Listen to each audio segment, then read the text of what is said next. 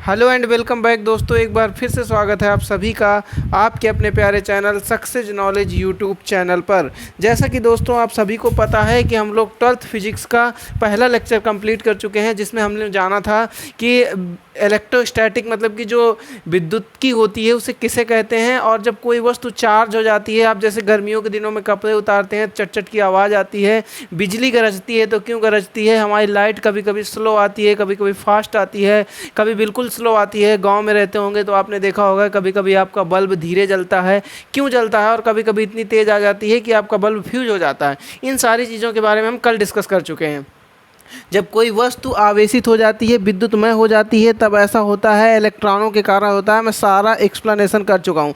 आज कल मैंने आपको बता दिया था कि विद्युत आवेश क्या होता है। मैंने बताया था कि जब किसी चालक तार में, कोई भी चालक तार आप ले लेते हैं, उस चालक तार पर जितने इलेक्ट्रॉन्स होते हैं उनकी जो संख्या होती है उसी को हम लोग विद्युत आवेश कहते हैं। मैंने आपको ये बताया था और ये भी बता दिया था विद्युत आवेश को क्यू से प्रदर्शित करते हैं। ठीक है, जैसे कि मान के चलो ये कोई चालक तार है, इस चालक तार पर मान लो 5 या 10 50 100 जितने इलेक्ट्रॉन्स होंगे, इनकी कोई ना कोई एक इलेक्ट्रॉनों की संख्या होगी। काउंट कर लेंगे नंबर ऑफ इलेक्ट्रॉन, तो आप बोल देंगे कि ये कोई एनी कंडक्टर है, पता नहीं हमको कौन सा चालक तार है, तो आप बोल देंगे किसी चालक तार में उपस्थित इलेक्ट्रॉनों की संख्या को विद्युत आवेश कहते हैं। इसको हम लोग क्यू से प्रदर्शित करते हैं। इतना आप समझ चुके हैं मेरे बच्चों। अब आपको मैंने बताया था कि इसकी जो यूनिट होती है, मात्रक होता है, वो होता है कूलाम। क्या होता है?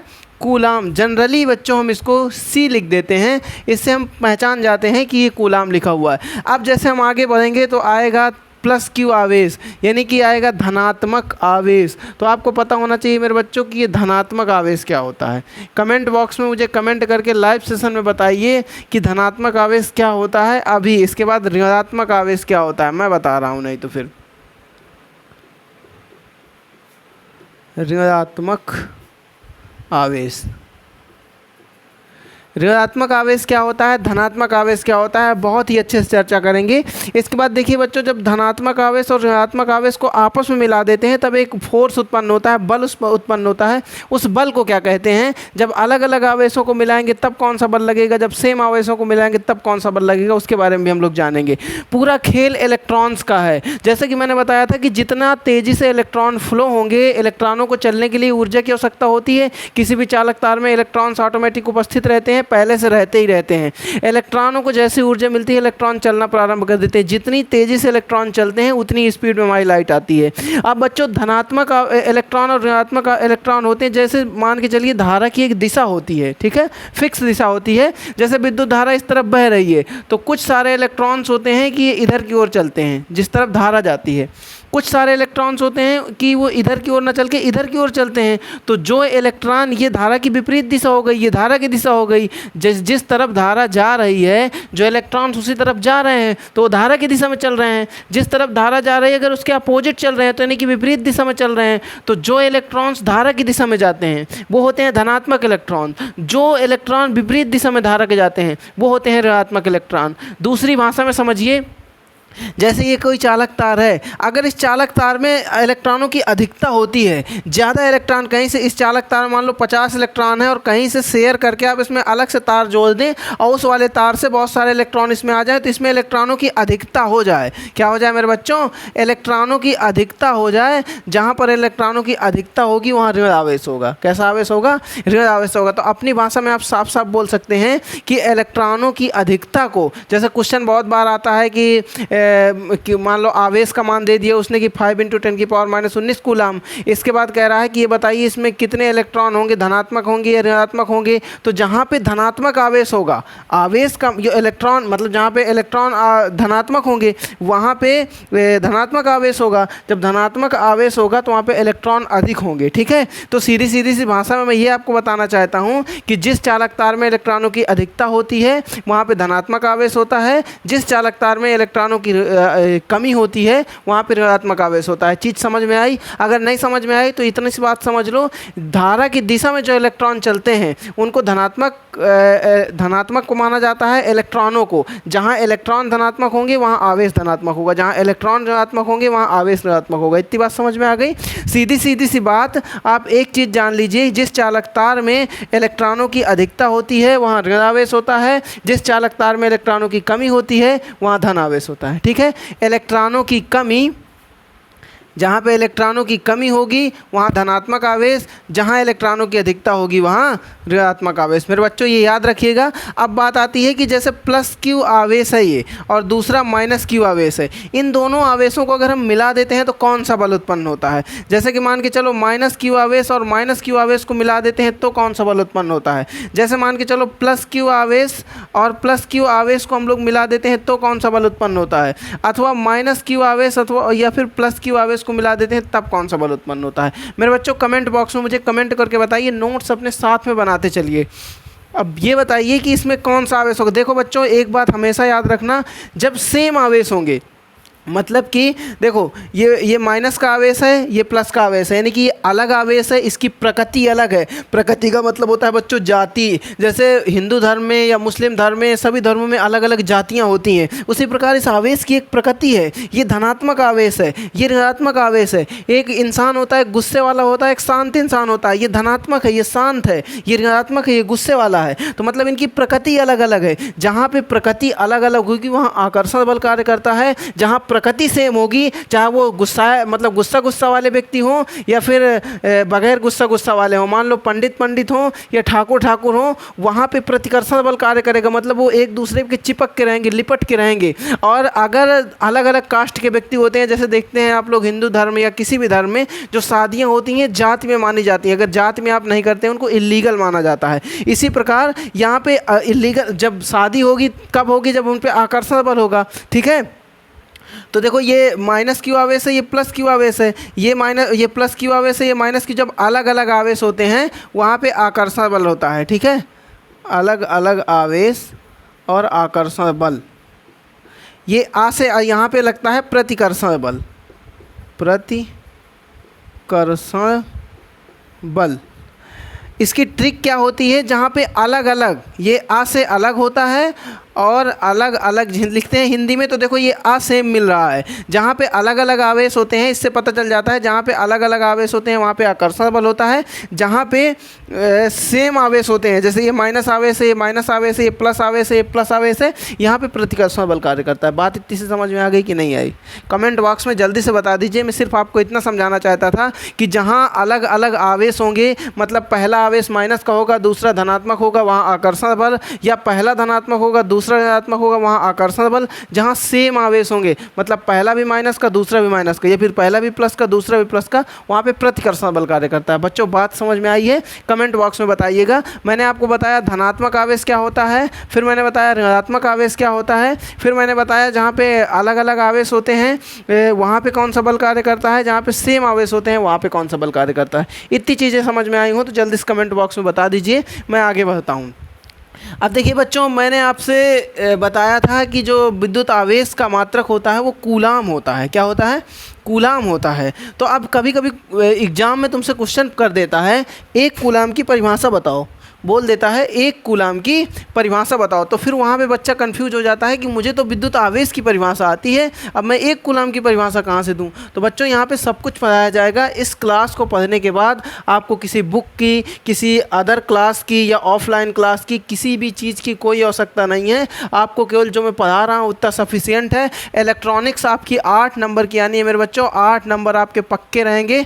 यदि पूरी क्लासेस आप अटेंड करते हैं तो आपको टाइमली डेली 7 बजे लाइव क्लास ली जा रही है। 30-35 मिनट की भी छोटी क्लास होती है। जैसे आप बच्चों को और अरेंज करके लाएंगे, हमारी क्लास में लाइव बच्चे आने लगेंगे ज़्यादा, आपकी क्लास को बढ़ा के टाइमिंग 1 घंटे कर दी जाएगी। इसके लिए आप बेफिक्र रहिए। देखिए बचपन में नहीं, कक्षा 10 में ही आपने पढ़ा होगा, एक फार्मूला होता है विद्युत आवेश का। मैंने एक फार्मूला आपको बताया था, Q बराबर यानी, जहाँ मैंने बताया था होता है ये चार्ज, इलेक्ट्रिक चार्ज होता है विद्युत आवेश, ये होता है नंबर ऑफ इलेक्ट्रॉन, इलेक्ट्रॉनों की संख्या, ये E होता है चार्ज ऑफ इलेक्ट्रॉन, इलेक्ट्रॉन का आवेश। E का मान होता है 1.6 × 10⁻⁻19 कूलाम। इससे छोटा आवेश धरती में बनाना संभव नहीं है, ये धरती का सबसे छोटा आवेश है। ठीक है बच्चों। अब इसके बाद Q बराबर IT आपने पढ़ा होगा, यानी कि आवेश। चलिए मैं यहाँ पे आवेश लिख देता हूँ, और I हो गई धारा, और ये हो गया समय। यानी कि किसी बच्चे ने पढ़ा होगा आवेश बराबर धारा गुणे समय। ये आप कक्षा 10 में ऑलरेडी स्टडी कर चुके होंगे। मैंने यहाँ Q बराबर यानी आपको बताया था। तो अब बच्चों मान के चलो कि इनकी जो राशियाँ होती हैं, जो विद्युत धारा की राशि होती है एम्पियर। हिंदी में नहीं लिख रहा हूँ, आप हिंदी में लिख लीजिएगा एम्पियर। समय का जो मात्रक होता है वो होता है सेकेंड। क्या होता है मेरे बच्चों? सेकेंड। तो अब जैसे कि मान के चलिए कि मैं इसमें क्या करता हूँ, इस जगह q बराबर आई टी में रख देता हूँ, आई की वैल्यू रख देता हूँ 1 और q की t की वैल्यू रख देता हूँ 1। अगर मैं 1 1 रखता हूँ तो q का मान क्या निकल के आ जाएगा मेरे बच्चों? इधर 1 रख दिया मैंने, इधर भी 1 रख दिया, तो निकल के आ जाएगा 1 कूलाम। यानी एक कूलाम एक कूलाम वह आवेश है, एक कूलाम वह आवेश है जहाँ पर मान लीजिए किसी कोई चालक तार है, उस चालक तार में आपने 1 सेकेंड में, टाइम कितना लेना है आपको? 1 सेकेंड, और 1 एम्पियर की धारा, ये एक आई मतलब एम्पियर है, इसका जो मात्रक होता है विद्युत धारा का वो एम्पियर होता है, और टी मतलब टाइम है 1 सेकेंड। मतलब 1 सेकेंड में अगर किसी चालक तार में आप 1 एम्पियर की विद्युत धारा प्रवाहित कर देते हैं तो उसमें जो उत्पन्न आवेश होगा वो 1 कूलाम होगा। कितना होगा? 1 कूलाम होगा। तो आपको 1 कूलाम में लिखना है किसी चालक तार में 1 सेकेंड में, कितने सेकेंड में बच्चों? एक। अब मान के चलिए ये एक चालक तार है, इस चालक तार में आपको टाइम नहीं ज़्यादा लेना है, 1 सेकेंड का टाइम लेना है। 1 सेकेंड के टाइम में 1 एम्पियर की विद्युत धारा प्रवाहित कर देनी है। अगर आप 1 सेकंड में 1 एम्पियर की विद्युत धारा प्रवाहित कर देते हैं तो फिर इसका मतलब उस पर आवेश जो होगा वो कितना आ जाएगा? 1 कूलाम। यानी कि 1 कूलाम आवेश के बराबर हो जाएगा ना, ये आवेश 1 कूलाम के बराबर हो जाएगा। तो इसकी आप डेफिनेशन लिख देंगे। मान के चलो ये कोई चालक तार है, किसी चालक तार में 1 सेकंड में 1 एम्पियर धारा प्रवाहित किसी चालक तार में 1 सेकंड में 1 एम्पियर धारा प्रवाहित करने पर जो आवेश उत्पन्न होता है उसे 1 कूलाम कहते हैं, या जो आवेश मिलता है उसे 1 कूलाम कहते हैं, या जो आवेश प्राप्त होता है उसे एक कूलाम कहते हैं। बात समझ में आ गई? इसकी डेफिनेशन मैं यहाँ पे लिख देता हूँ क्योंकि ये इंपॉर्टेंट है। आप लिखेंगे किसी चालक तार में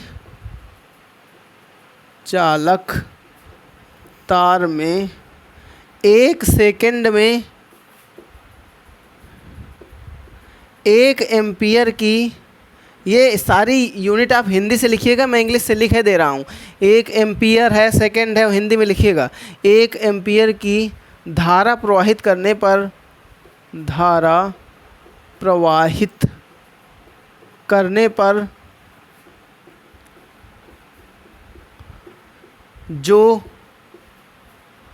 आवेश प्राप्त होता है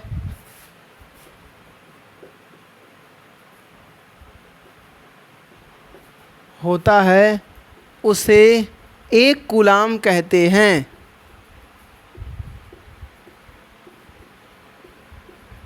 बच्चों बताओ किसी को कोई यहाँ पर दिक्कत हो? मैंने जो डेफिनीशन बनाई है ये आपको रटने की ज़रूरत नहीं है। मैंने ये q बराबर आई टी आप फार्मूला जानते थे, मैंने इसमें i का मान 1 रख दिया है, t का मान 1 रख दिया है। मीन्स हमें पता यह चल गया है कि किसी चालक तार में अगर हम 1 सेकंड में 1 एम्पियर की धारा प्रवाहित कर देते हैं तो उसमें जो आवेश हमको प्राप्त होता है, जो आवेश बचता है वो केवल 1 कूलाम का होता है, इससे ज़्यादा नहीं होता है। वही 1 कूलाम की परिभाषा हो जाती है। तो जो एग्जामिनर होता है आपसे थोड़ा सा घुमा के पूछ देता है, बच्चे वहाँ पर कन्फ्यूज़ हो जाते हैं। तो आपको कन्फ्यूज नहीं होना है, आप नोट कर लीजिए। इसके आगे चलते हैं। क्लास कैसी लग रही है कमेंट बॉक्स में मुझे कमेंट करके बताते रहिए ताकि मुझे पता चलता रहे कि क्लास आप लोगों को अच्छी लग रही है, क्लास को आप एंजॉय कर रहे हैं, आपको रटने की ज़रूरत नहीं पड़ रही है। ये लेक्चर 2 है, लेक्चर 3 आपको कल मिल जाएगा। डेली एक लेक्चर आपको मिलता जाएगा, आप आराम से स्टडी करते जाइए, ठीक है। तो अब आते हैं कूलाम्स लॉ पर, ठीक है। कूलाम का नियम क्या होता है, ठीक है बच्चों। देखिए यहाँ पे 1 सेकंड का मुझे टाइम दीजिए, ठीक है बच्चों। तो अब मैं कूलाम्स लॉ पढ़ाने जा रहा हूँ। इससे पहले बहुत सारी चीज़ें आप जानते हैं, जैसे कि कहें आप तो मैं रिवाइज करा देता हूँ। हालांकि आपके सिलेबस में है, पूछा नहीं जाता है, लेकिन मान के चलिए कभी बाय द वे आपको पता रहना चाहिए। जैसे आपने ऊर्जा संरक्षण का नियम पढ़ा है, ऊर्जा ना तो कभी ख़त्म की जा सकती है और ना ही ना ही उत्पन्न की जा सकती है, या सीधी सी भाषा में ऊर्जा ना तो कभी उत्पन्न की जा सकती है और ना ही ऊर्जा को ख़त्म किया जा सकता है, या ऊर्जा ना उत्पन्न की जा सकती है ना ऊर्जा नष्ट की जा सकती है। उसे हम लोग क्या बोलते थे? ऊर्जा संरक्षण सिद्धांत। सेम इसी प्रकार का एक आवेश संरक्षण सिद्धांत होता है। क्या होता है मेरे बच्चों? आवेश संरक्षण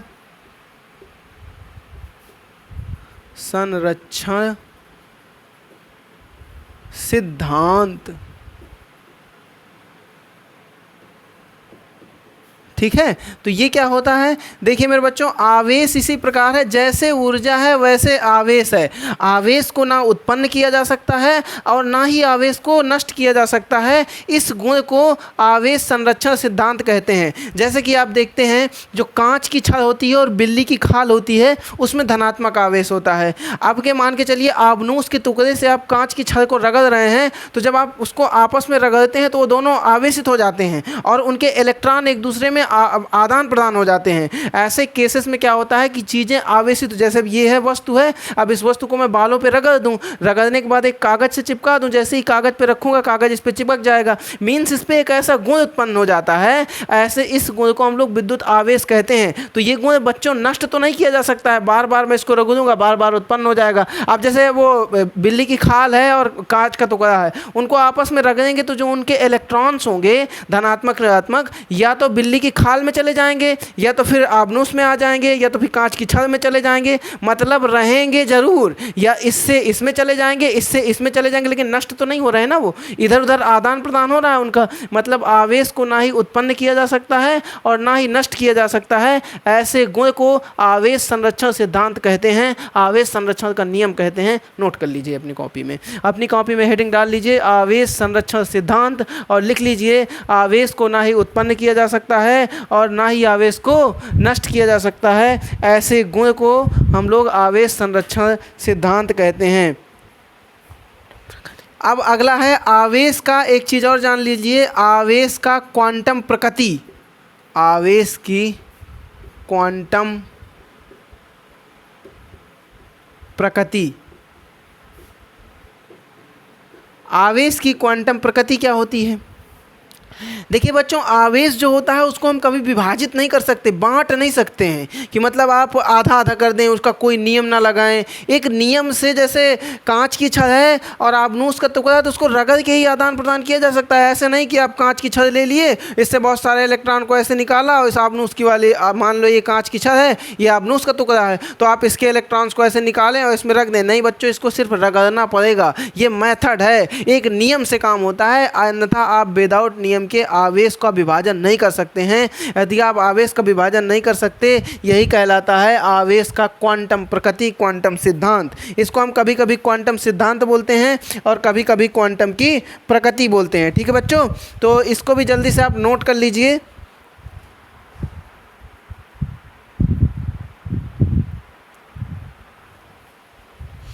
नोट करिए कि आवेश की प्रकृति को अनिश्चित रूप से विभाजित नहीं किया जा सकता है। इस गुण को आवेश का क्वांटम प्रकृति या क्वांटम सिद्धांत कहते हैं। ये चीज़ नोट कर लीजिए आप अपनी कॉपी पर और इसको एक बार पढ़ लीजिएगा। हालांकि ये चीज़ें कभी पूछी नहीं जाती हैं, लेकिन ये आपको पता होना चाहिए, इसलिए मैंने आपको बता दिया। ठीक है बच्चों, इसके बाद जो आपके लायक कोई चीज़ें नहीं थी उनको मैंने रिमूव भी कर दिया है। नहीं अभी मैं एक वीडियो इसी में लगा देता कि बिल्ली की खाल को कांच की छड़ के साथ रगड़ता, वो मैं एक कॉन्सेप्ट है जो ये ऐसा नहीं कि मैंने रिमूव कर दिया। अभी अगली क्लास में जो NCERT बेस्ड न्यूमेरिकल्स होंगे उसमें लाऊंगा, वहीं पर उस चीज़ को क्लियर कर दूंगा, आपका समझ में भी आ जाएगा और आपके 25 मिनट भी बच जाएंगे। ठीक है बच्चों, तो अब आगे चलते हैं। Coulombs law. कूलाम्स लॉ क्या होता है? इंपॉर्टेंट चीज़ है बच्चों। कूलाम्स लॉ नहीं आता है तो इसके न्यूमेरिकल्स एग्जाम में आ जाते हैं।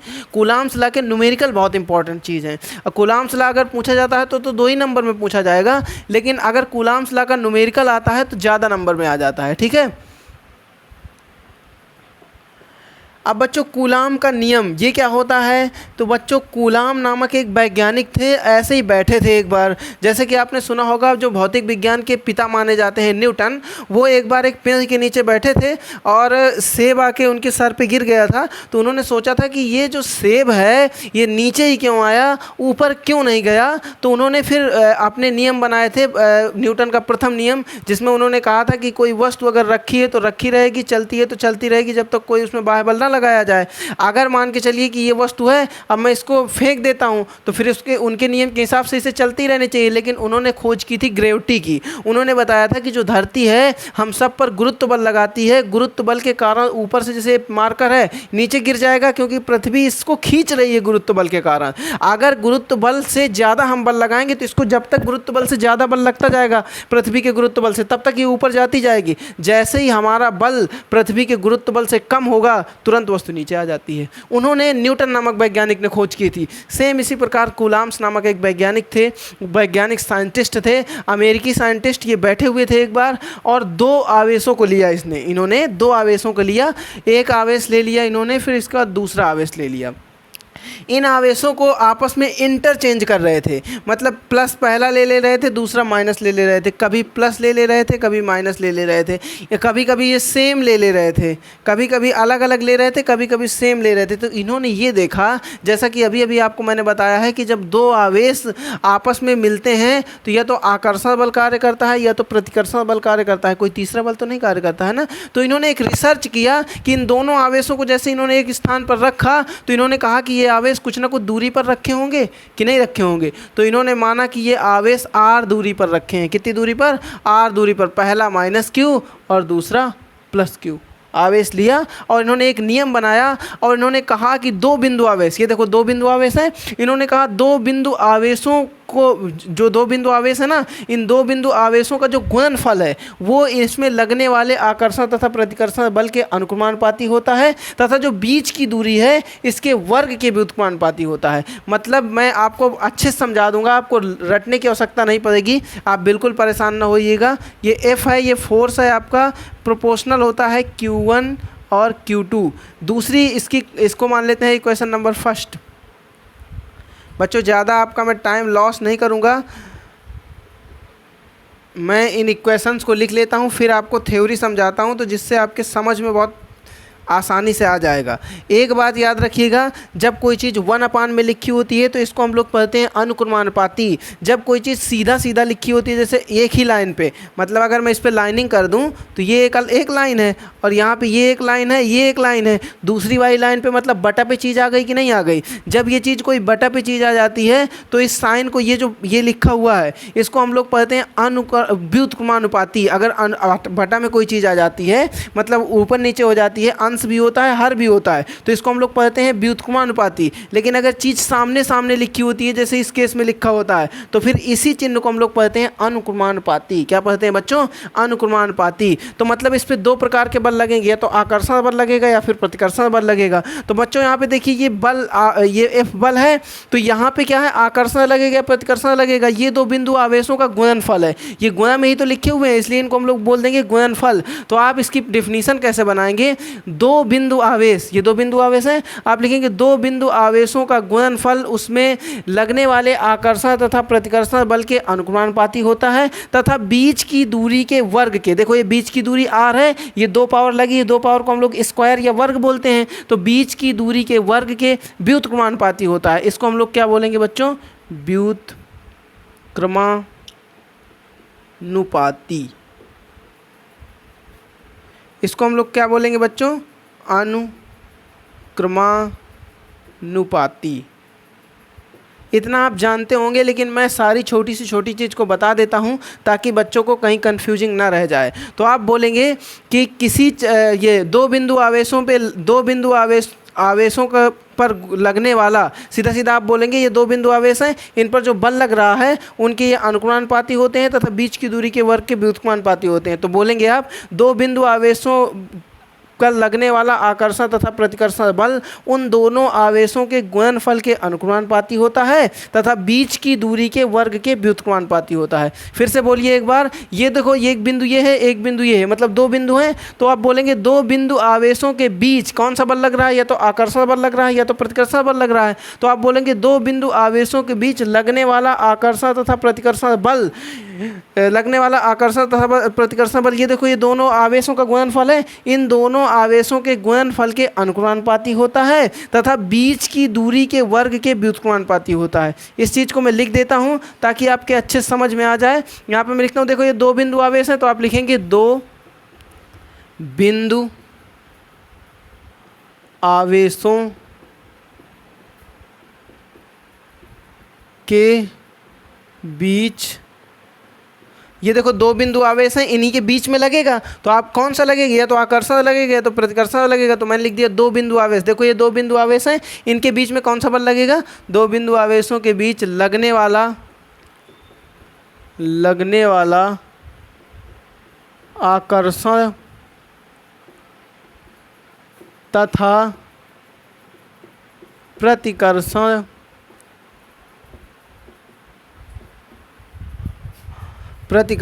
बल। अब देखो मैंने लिख दिया दो बिंदु आवेश हैं, इन दोनों बिंदु आवेशों के बीच में लगने वाला आकर्षण बल लगेगा तो प्रतिकर्षण बल लगेगा। लगने वाला आकर्षण तथा प्रतिकर्षण बल, इन दोनों, ये जो दोनों आवेश है ना, इनका तो गुणनफल है, तो वही चीज़ लिखेंगे। ये देखो ये दोनों आवेश हैं, इनके गुणनफल है, तो लिखेंगे बल इनके गुणनफल के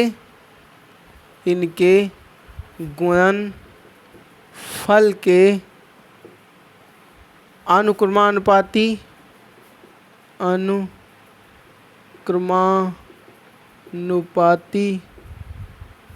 तथा बीच की दूरी के वर्ग के। अब मैं चित्र को बेटा नहीं मिटा रहा, यहाँ पे लिख दूंगा तथा बीच की दूरी, चित्र को मैं नीचे बना दूंगा बच्चों, अभी परेशान ना होइएगा आप। तथा बीच की दूरी के वर्ग के व्युत्क्रमानुपाती होता है, व्युत्क्रमानुपाती होता है। यही होता है बच्चों कूलाम्स लॉ। इसमें मैंने आपको बताया कि जो दो बिंदु आवेश होते हैं, देखिए यहाँ पे बना देता हूँ, ये एक आवेश है -q, दूसरा है +q, ये दोनों आवेश r दूरी पर स्थित हैं। तो आप बोलेंगे दो बिंदु आवेशों पर लगने वाला आकर्षण तथा प्रतिकर्षण बल उन दोनों आवेशों के गुणनफल के अनुक्रमानुपाती होता है तथा बीच की दूरी के वर्ग के व्युत्क्रमानुपाती होता है। मेरे बच्चों इसको मान लेंगे इक्वेशन नंबर फर्स्ट और इसको मान लेंगे इक्वेशन नंबर सेकेंड। जगह थोड़ी शॉर्टेज है इसलिए मैं मिटा के यहाँ पे पुनः लिख ले रहा हूँ। ये मान लिया इक्वेशन नंबर फर्स्ट और ये मान लिया इक्वेशन नंबर सेकंड। ठीक है। समीकरण 1 व 2 को मिलाने पर, समीकरण 1 व 2 को मिलाने पर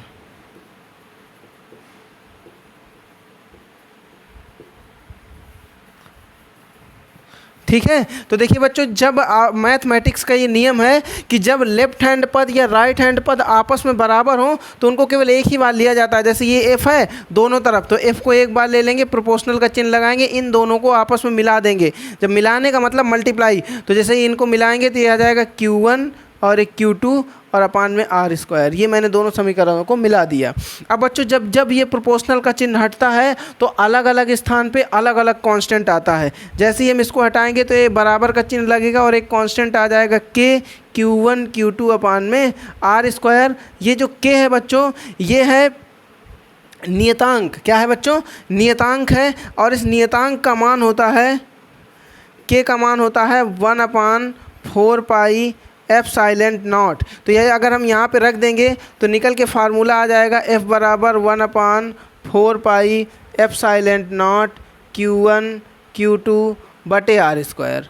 ठीक है बच्चों, तो ये निकल के आ गया फार्मूला आपके सामने, f बराबर 1/4 पाई ε0 Q1 Q2 बटे r²। ये होता है कूलाम्स लॉ, कूलाम का नियम। ये ε0 होता है, ये ε0 है निर्वात में विद्युतशीलता। कभी कभी आपसे पूछ देता है क्वेश्चन, अब यहाँ से बनते हैं। क्वेश्चन बनेगा बेटा, आ जाएगा ε0 का मान दे देगा, बोल देगा आपसे कि बहुत सारी वैल्यूज दे देगा और एक सही वैल्यू दे देगा, इसका मान होता है ε0 का। तो बोल देगा कि ε0 का सही मान कौन सा है, पूछ देगा इसका ε0 का मात्रक क्या होता है। अब मेरे बच्चों यहाँ से आपको मात्रक, देखो इस आवेश का मैंने पीछे आपके 2 पेज छुड़वाए थे, उन 2 पेजों में आवेश को ऐड कराया था, दूरी ऐड कर लीजिए। भौतिक राशि में लिख लीजिए दूरी, दूरी को हम लोग प्रदर्शित करते हैं r से, और इसका जो मात्रक होता है वो होता है मीटर या सेंटीमीटर, ज़्यादातर मीटर लेते हैं हम लोग। ये यहाँ पे मैंने कहा था लिख लेना भौतिक राशि, भौतिक राशि। ये आपको पीछे वाले पेज में करना है, 2 पेजों में, और यहाँ पे लिखना है संकेत और यहाँ पे लिखना है मात्रक। पीछे के 2 पेज मैंने कहा था छोड़ दीजिए, उसमें रोज़ 1-1 2-2 राशियाँ आएंगी, उनको बढ़ाते जाइएगा और उनको पढ़ते जाइएगा, उससे आपका बहुत बड़ा बेनिफिट होगा। F क्या है? तो F को देखो हम लोग बल कहते हैं और इसका संकेत है F, और इसका जो मात्रक होता है वो होता है न्यूटन। क्या होता है मेरे बच्चों? न्यूटन।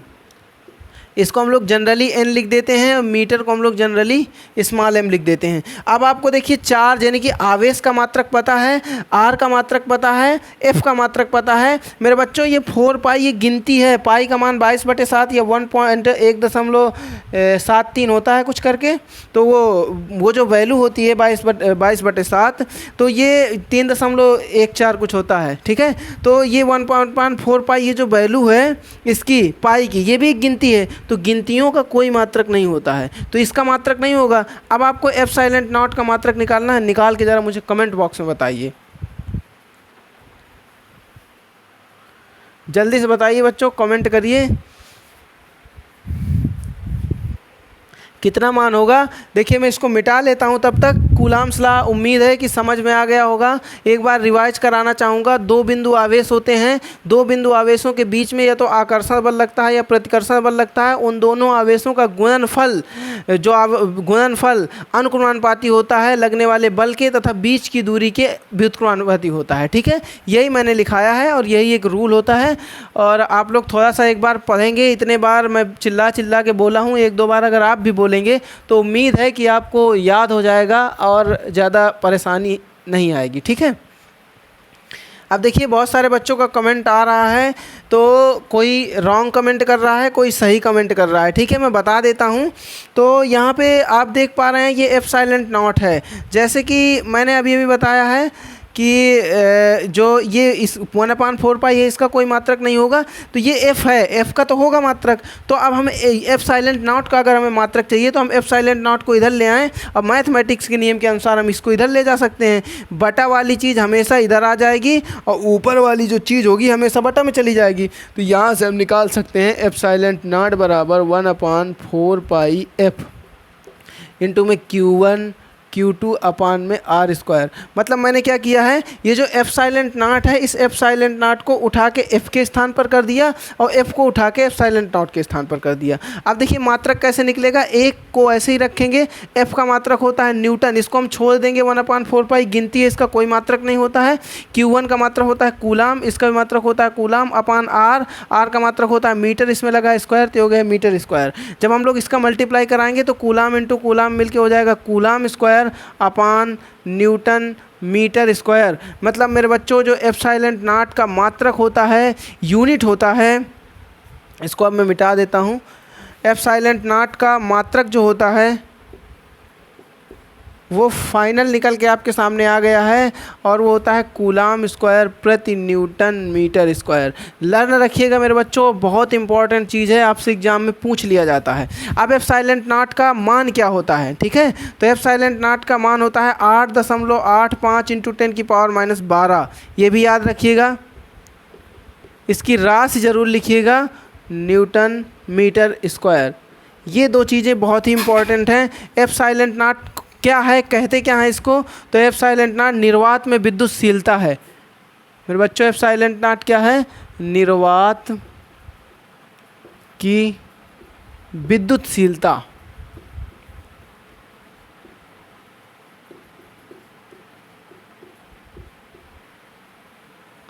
कमेंट बॉक्स में बताइएगा। आज का लेक्चर 2 आपके सामने मैंने कंप्लीट किया है। लेक्चर 2 आपको कैसा लगा, यहीं तक आज की क्लास को रखते हैं। कल मैं कराऊंगा कूलाम्स के लॉ के जो न्यूमेरिकल्स होते हैं इम्पॉर्टेंट, और इसके बाद जो एनसीईआरटी बेस्ड न्यूमेरिकल आते हैं बहुत सारे, जो इलेक्ट्रॉन से रिलेटेड होंगे कि मतलब जब कांच की छड़ को आपस में रगड़ा जाएगा ऑब्नूस की छड़ के साथ तो क्या होगा, बिल्ली की खाल के साथ तो इलेक्ट्रॉन कैसे निकलेंगे, वो सारी चीज़ों के कॉन्सेप्ट के बारे में कल डिसाइड करेंगे। कूलाम्स लॉ के बारे में कल डिसाइड करेंगे। कल मिलते हैं बच्चों, तब तक के लिए जय हिंद।